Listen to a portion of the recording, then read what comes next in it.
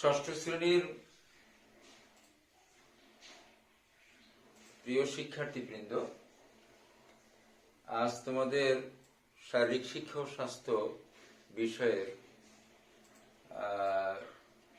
আমি তোমাদেরকে এই বিষয়ে পাঠ 1 এবং পাঠ 2 প্রাথমিক সমাবেশের নিয়মাবলী এবং ধারণা এবং প্রয়োজনীয়তা কি এটা নিয়ে আলোচনা করব।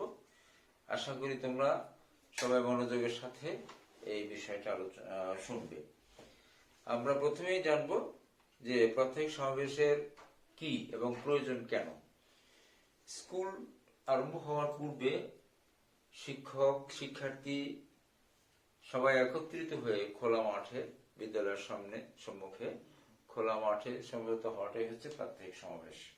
এই সমাবেশের জন্য প্রত্যেক শিক্ষার্থী এবং শিক্ষকের উপস্থিত থাকা বাধ্যতামূলক। সেই কারণে আমরা এর প্রয়োজনীয়তা কি সেটা তোমাদেরকে অবশ্যই বলবো, এবং এটা যেন অবশ্যই একটা ক্লাস যেমন ক্লাস যেমন জরুরি দরকার, এটাও আমাদের এই ক্লাসটাও এটাও একটা ক্লাস হিসেবে আমরা ধরবো। সেই জন্যই এটা প্রত্যেক শিক্ষার্থীর জন্য এখানে উপস্থিত থাকা অবশ্যই বাঞ্ছনীয়। আমরা এটা ফলো করব এবং এটা অবশ্যই উপস্থিত থাকবো। এবং ব্ল্যাকবোর্ডের দিকে তাকাই। আজকের আমাদের পাঠের বিষয় হচ্ছে প্রাথমিক সমাবেশের নিয়মাবলী। প্রাথমিক সমাবেশের নিয়মাবলী কিরকম প্রাথমিক সমাবেশ করতে হবে সেটার নিয়ম এখানে আমরা ব্ল্যাকবোর্ডে একটু তোমাদের ছবি অঙ্কন করে দেখানোর চেষ্টা করছি। এবার একটু তোমরা সবাই খেয়াল করো। প্রাথমিক সমাবেশ করার জায়গাটা সাধারণত বিদ্যালয়ের সম্মুখে খোলা মাঠ, এবং সেখানে সমবেত হওয়া শিক্ষক ছাত্র ছাত্রী সবাই একত্রিত হওয়াই হচ্ছে প্রাথমিক সমাবেশ। অর্থাৎ বিদ্যালয়ে ক্লাস শুরু হওয়ার পূর্বে সবাই একত্রিত হয়ে যে সমস্ত ধারাবাহিক কার্যক্রম আছে সেগুলি পরিচালনা করা। সেই জন্য আমরা এখানে তোমাদের কিভাবে ধারাবাহিক কার্যক্রমগুলি কিভাবে করতে হবে সেটা একটা ছবি অঙ্কন করেছি। এখানে চিত্র মাধ্যমে তোমরা হয়তো সেই জিনিসটা বুঝতে পারবে। এটা আমরা তোমাদের কাছে খুবই পরিচিত, কারণ আমরা প্রতিদিন এই প্রাথমিক সমাবেশটা করে থাকি। করার নিয়ম কানুনগুলি আমরা সবাই জানি, তবুও তোমাদেরকে অনেক এই কার্যক্রমের মধ্যে অনেক ভুল ত্রুটি হয়। সেই কারণে এখানে তোমাদের পাঠ্য বইয়ের মধ্যেও দিয়ে দিছে, এবং আমি এই ক্লাসটা নিয়ে তোমাদেরকে আলোচনা করছি। এবার প্রাথমিক সমাবেশের মনে করে একটা বিরাট বিদ্যালয়ের সম্মুখে একটা মাঠ, এবং এখানে মাঠের সেই মাঝখানে আমাদের জাতীয় পতাকা থাকবে। অর্থাৎ এখানে একটা স্টেজের মতো আমাদের বিদ্যালয়ে আমরা সবাই জানি যে স্টেজের মতো করা আছে। এখানে বারান্দা শিক্ষক মন্ডলী থাকবে, এই পাশেও পতাকার ডান পাশেও থাকবে, এবং বাম পাশেও থাকবে শিক্ষক মন্ডলী। আর এখানে এই পতাকার ডান পাশে প্রধান শিক্ষক থাকবেন, অথবা দায়িত্বপ্রাপ্ত শিক্ষক যিনি অধ্যক্ষ সে থাকবেন। আর শারীরিক শিক্ষার শিক্ষক থাকবেন এই পাশে বাম পাশে। আর এখানে ছেলে অথবা মেয়েরা এখানে সারিবদ্ধভাবে, এটা হচ্ছে এই ফাইল আকারে প্রত্যেক শ্রেণীর শাখা ওয়ারি ফাইল আকারে এখানে দাঁড়ানো থাকবে। অর্থাৎ একজনের পিছনে আরেকজন সমান দূরত্ব নিয়ে দাঁড়াবে, এবং এই দাঁড়ানোর পদ্ধতি হচ্ছে তোমরা অবশ্যই হাত সামনে রেখে, অর্থাৎ হাতের 5টা আঙ্গুল, এখানে আমাদের অনেকে তোমরা দাঁড়াতে ভুল করো, এখানে সোজা অবস্থায় হাতটা থাকবে। হাত কিন্তু মুষ্টিবদ্ধ করে রাখে, সেটা কিন্তু হবে না। হাতটাকে 5টা আঙ্গুল একত্র করে সোজা অবস্থায় থাকবে, এবং দৃষ্টি থাকবে সামনের দিকে। হাতের আঙ্গুলগুলি ছড়ানো নয়, হাতের আঙ্গুলগুলি একদম ক্লোজ থাকবে, আর সোজা অবস্থা থাকবে হাতটা। এইভাবে থাকতে হবে, অর্থাৎ এতটুকু ফাঁকা ফাঁকা নিয়ে আমাদের দাঁড়াতে হবে। অর্থাৎ ছাত্র শিক্ষার্থীরা একজনের পিছনে একজন দাঁড়াবে, যেন একের সাথে একে না ঘেঁষে থাকে। সেই জন্য এতটুকু এক হাত পরিমাণ, অর্থাৎ আমার হাতটা সম্প্রসারিত করার পরে যতটুকু জায়গা থাকে সেটুকু জায়গা নিয়ে সে দাঁড়াবে। এবং দাঁড়ানোর সময় নিয়ম হচ্ছে প্রথম শিক্ষার্থী এবং দ্বিতীয় শিক্ষার্থীর মধ্যে পার্থক্য হলো এক হাত পরিমাণ। এবং সেটা যখনই কমান্ড দেবে তখন সেই কমান্ডের অনুসারে সেই কাজটা করতে হবে। প্রথম ব্যক্তির সাথে দ্বিতীয় ব্যক্তি, তৃতীয়, চতুর্থ, এইভাবে পর্যায়ক্রমে যতগুলি শিক্ষার্থী আছে একটা শ্রেণীতে সেগুলি পর্যায়ক্রমে দাঁড়াবে। এখন এটা হচ্ছে ফাইল। একজনের পিছনে আরেকজন যখন দাঁড়াবে তখন সেটাকে বলা হয় ফাইল। আর পাশাপাশি একজনের পাশে আরেকজন যখন দাঁড়াবে সেটাকে বলা হয় লাইন। এই ক্ষেত্রে দেখা যাচ্ছে এই যে আমি এই একজনের পাশাপাশি এখানে ফাইল কতগুলি আছে, 1 2 3 4 5 6, অর্থাৎ আমাদের বিদ্যালয়ে তো প্রায় অনেকগুলি ফাইল হবে। এখানে আমি একটা নমুনা স্বরূপ 4টে 5টে এঁকে এখানে দেখাইলাম। এইভাবে এটা হলো ফাইল, এটা হচ্ছে লাইন। এখন ফাইলের প্রথমেই শ্রেণী শিক্ষক থাকবেন। শ্রেণী শিক্ষকের সাথেই থাকবেন ক্যাপ্টেন, ক্লাস ক্যাপ্টেন। ক্লাস ক্যাপ্টেনের আমাদের বিদ্যালয়ে তোমরা তো first captain, second captain, third captain 3 জন থাকে। তাহলে সেক্ষেত্রে 3 জনের মধ্যে যদি একজন অনুপস্থিত থাকে তাহলে সেক্ষেত্রে প্রথম ক্যাপ্টেন উপরে সামনে থাকবে, সহকারী ক্যাপ্টেন যে সে পিছনে থাকবে। একজন থাকতে পারে, 2 জন থাকতে পারে। তাহলে সহকারী ক্যাপ্টেন পিছনে থাকবে, সামনে থাকবে শ্রেণী শিক্ষক এবং ক্যাপ্টেন। আবার এখানে এরকম এই প্রত্যেকটা ফাইলের সামনেই থাকবে শ্রেণী শিক্ষক, ক্যাপ্টেন, শ্রেণী শিক্ষক, ক্যাপ্টেন, এরকম পাশাপাশি থাকবে। আর এখানে এরকম শেষের দিকে থাকবে সহকারী ক্যাপ্টেন থাকবে।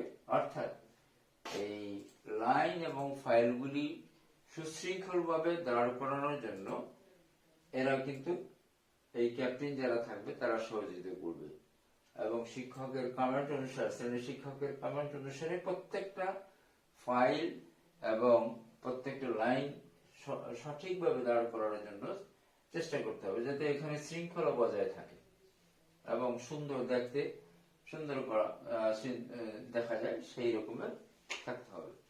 তাহলে এখন অবশ্যই এটা কতগুলি ধারাবাহিক কার্যক্রম আছে। আমি তোমাদের এই অ্যাসেম্বলি শুরু করার, অর্থাৎ আমরা প্রাত্যহিক সমাবেশ শুরু করার আগে আমরা যেই এবং যখন শুরু করব তখন এই কার্যক্রমগুলি কি কি থাকবে সেটা আমি এখন তোমাদের এখানে লিখে দেখাচ্ছি। প্রথমে এখানে সেই 1 নম্বরে থাকবে, 1 নম্বর হচ্ছে জাতীয় পতাকা উত্তোলন। এখানে জাতীয় পতাকা উত্তোলন, জাতীয় পতাকা উত্তোলন করতে হবে। প্রথমেই জাতীয় পতাকা উত্তোলন এবং অভিবাদন করতে হবে, অর্থাৎ উত্তোলন করার পরপরই জাতীয় পতাকার প্রতি সম্মান প্রদর্শন করতে হবে। যখন কমান্ড দিবে জাতীয় পতাকার প্রতি, তোমরা অবশ্যই জানো জাতীয় পতাকার প্রতি সম্মান প্রদর্শন যখনই করা হয় তখন হাতে সেলুট দিয়ে সেটাকে আবার ঠিক স্বাভাবিক অবস্থায় থাকতে হবে। কমেন্ট দেওয়ার সাথে সাথে এটা করতে হবে 1 নম্বরে। এবং জাতীয় পতাকার প্রতি সম্মান প্রদর্শন, অর্থাৎ যখন কমেন্ট দেবে তখন সেটা করতে হবে 1।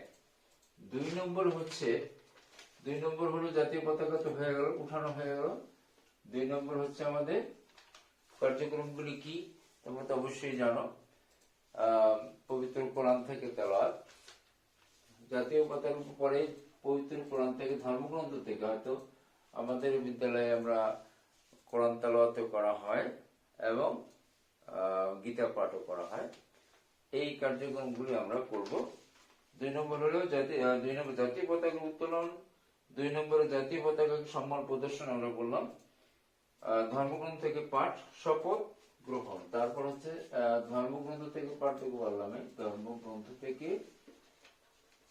থেকে পাঠ 3 নম্বর হলো একসাথে জাতীয় পতাকার প্রতি উত্তোলন এবং অভিবাদন। তারপর হচ্ছে ধর্মগ্রন্থ থেকে পাঠ। 3 নম্বর হচ্ছে শপথ গ্রহণ।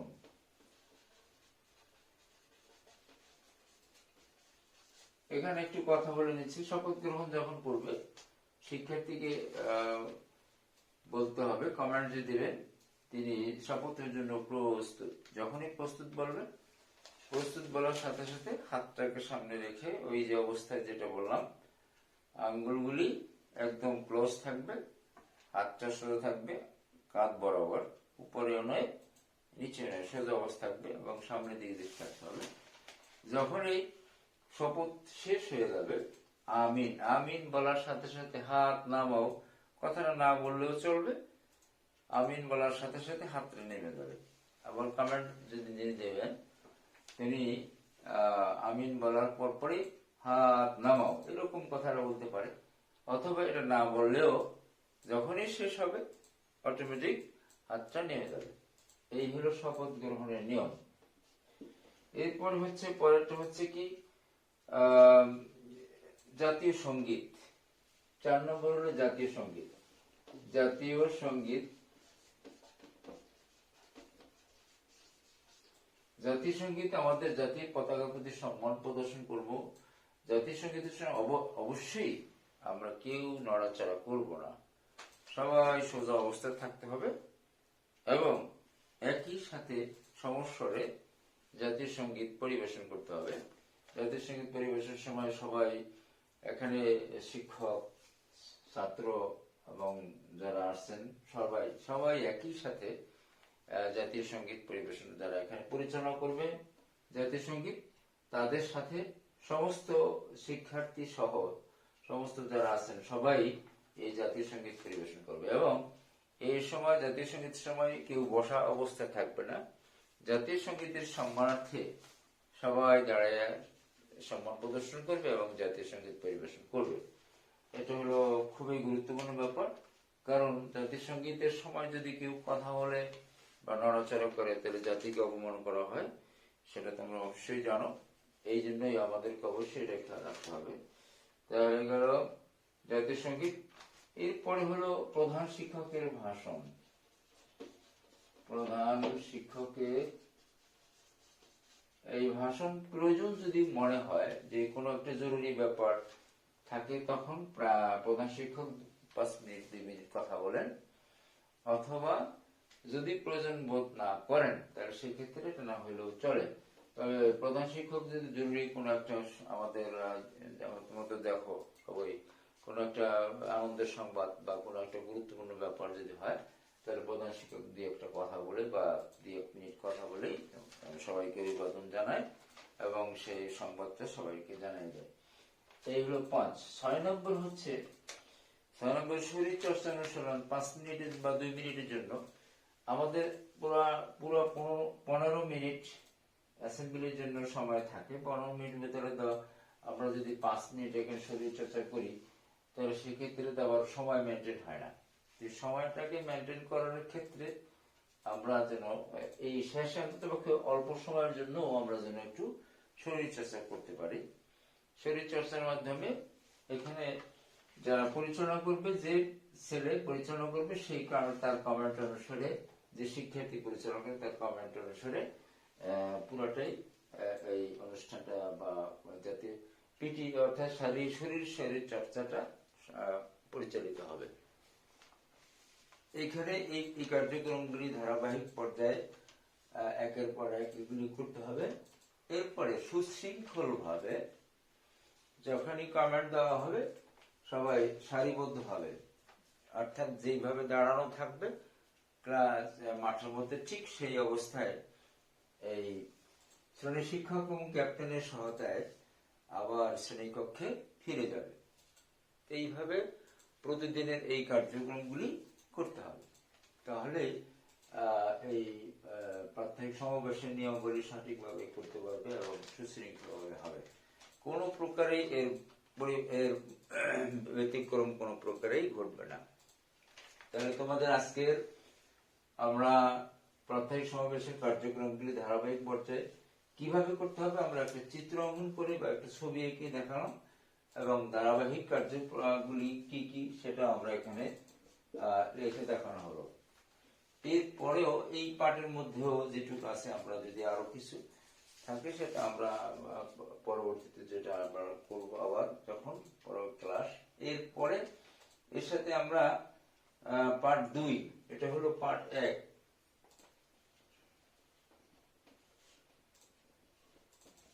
পার্ট 2 এর মধ্যে আছে সেটা আমরা পার্ট 2 এর মধ্যে এখানে পার্ট 2 এর মধ্যে আছে এখানে প্রাথমিক স্বাস্থ্যবিধি অর্থাৎ ধারণা। প্রথম প্রাথমিক স্বাস্থ্যবিধির ধারণা। প্রাথমিক স্বাস্থ্যবিধিটা কি? প্রাথমিক স্বাস্থ্য পরের অধ্যায়ের মধ্যে আমরা এখন দেখব।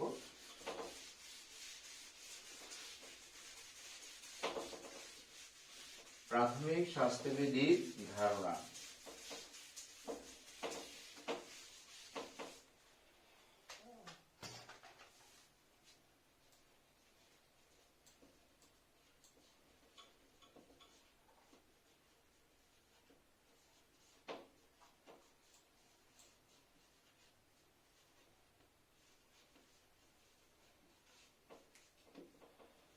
প্রাথমিক স্বাস্থ্যবিধির ধারণা অর্থাৎ প্রাথমিক স্বাস্থ্যবিধি বলতে আমরা কি বুঝি? প্রাথমিক স্বাস্থ্যবিধি হচ্ছে অর্থাৎ স্বাস্থ্যসম্মত সুন্দর স্বাস্থ্য গঠন করার জন্য, স্বাস্থ্য গঠন করে জীবনযাপন করার জন্য, সুন্দরভাবে জীবনযাপন করার জন্য স্বাস্থ্য রক্ষার যে নিয়মগুলি আছে সেই বিধিবিধানগুলি পালন করাই হচ্ছে স্বাস্থ্যবিধি। এটাকে বলা হয় স্বাস্থ্যবিধি। অর্থাৎ স্বাস্থ্য রক্ষার অর্থাৎ স্বাস্থ্যসম্মত সুন্দর স্বাস্থ্য রক্ষার জন্য, অর্থাৎ আমাদের স্বাস্থ্যকে অর্থাৎ শরীরকে সুস্থ রাখার জন্য, সুন্দর জীবনযাপন করার জন্য যে বিধানগুলি আছে সেটা হলো স্বাস্থ্যবিধি। এই বিধানগুলিকে রক্ষা করাটা, মেনে চলাটা সকলের দায়িত্ব। কারণ সকলের লক্ষ্য হচ্ছে সুন্দর সুশৃঙ্খল জীবনযাপন করা, সুস্থভাবে জীবনযাপন করবে, সেটি হলো স্বাস্থ্যবিধি। স্বাস্থ্যবিধিগুলি আমরা অবশ্যই মানব। মানার ক্ষেত্রে দেখব যে কি কি স্বাস্থ্যবিধি রয়ে গেছে, মেনে চলতে হবে। 1 নম্বর শারীরিক পরিচ্ছন্নতা। 1 নম্বর হচ্ছে শারীরিক পরিচ্ছন্নতা।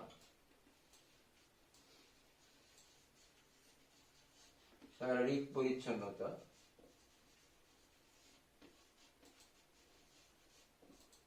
এই শারীরিক পরিচ্ছন্নতার মধ্যে আবার কতগুলি ভাগ আছে।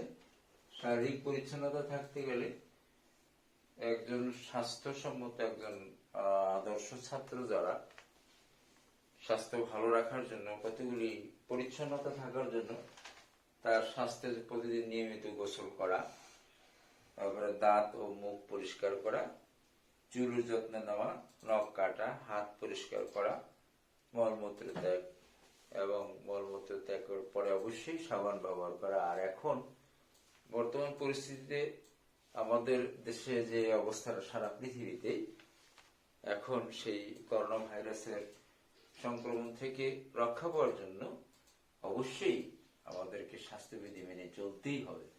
এটা একটা গুরুত্বপূর্ণ ব্যাপার।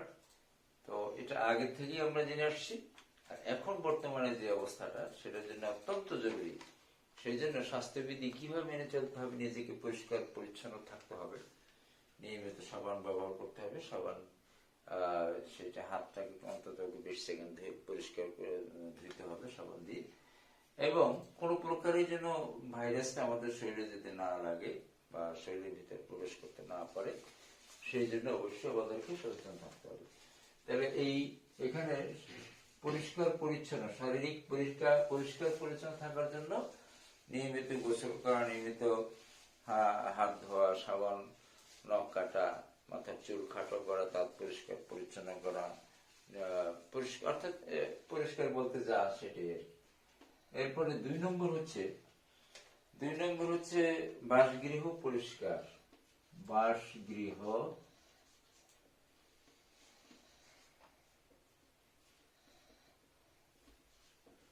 বাসগৃহ পরিচ্ছন্নতা।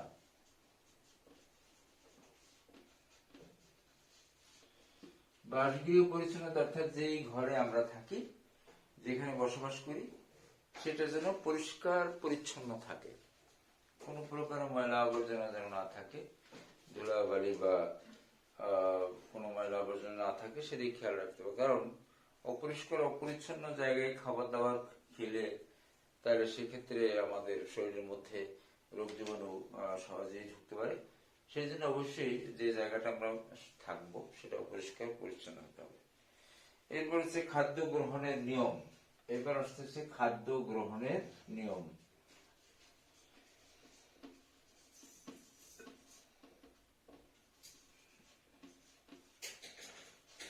খাদ্য গ্রহণের প্রথমেই তো আমরা প্রতিদিন তিন বেলা আমরা খাবার খাই।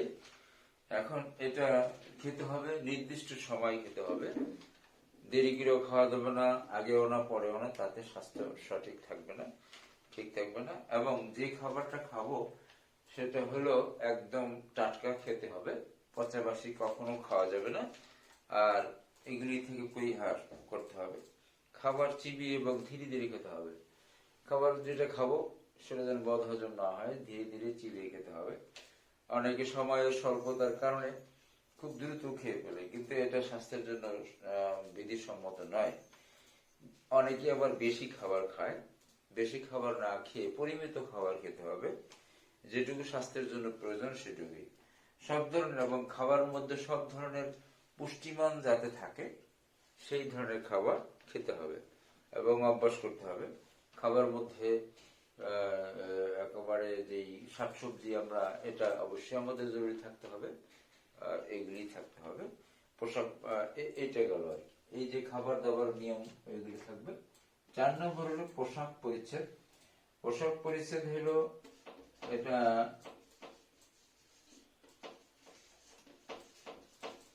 পরিষ্কার পরিচ্ছন্ন থাকতে হবে। পোশাক একদম পরিষ্কার পরিচ্ছন্ন থাকতে হবে। কোনো কিছুই আমরা যে স্কুল ড্রেস, ছেলেদের বা শিক্ষার্থীদের স্কুল ড্রেসটাকে সঠিকভাবে পরে আসাটাই এবং পরিষ্কার পরিচ্ছন্ন থাকতে হবে। কোনো প্রকারের জন্য ময়লা আবর্জনা বা কোনো শরীরের জন্য জামা কাপড়ের মধ্যে যেন কোনো ময়লা আবর্জনা না থাকে, সেই জন্যই এবং সুন্দর করে পরিষ্কার রাখতে হবে। এরপরে যে খেলাধুলা, পরেরটা হচ্ছে খেলাধুলা। খেলাধুলার একটা অংশ আমাদের নিয়মিত নির্দিষ্ট সময়ের মধ্যে খেলাধুলা করতে হবে, ব্যায়াম করতে হবে। এরপরে পরিশ্রম এবং ঘুম। আমাদেরকে অবশ্যই সঠিক সময় বিশ্রাম নিতে হবে এবং বিশ্রাম এবং ঘুম এটা একটা স্বাস্থ্য রক্ষার জন্য অত্যন্ত জরুরি। যদি বিশ্রাম সঠিক সময় না নেওয়া হয় এবং ঘুমটাও যদি না হয়, তাহলে সেক্ষেত্রে লেখাপড়াও মানুষের মনোযোগ হওয়া যায় না এবং স্বাস্থ্য ভালো থাকে না। অভ্যাস, এটা কিন্তু একটা গুরুত্বপূর্ণ ব্যাপার। অভ্যাস